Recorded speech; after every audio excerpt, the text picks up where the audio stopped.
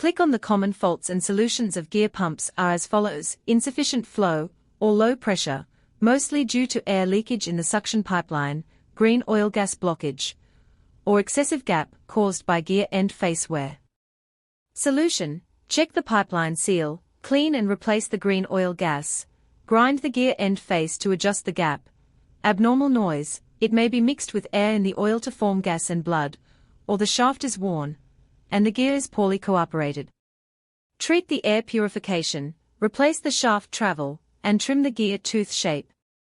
Serious leakage is due to the aging of the shaft wind or poor sealing of the pump body.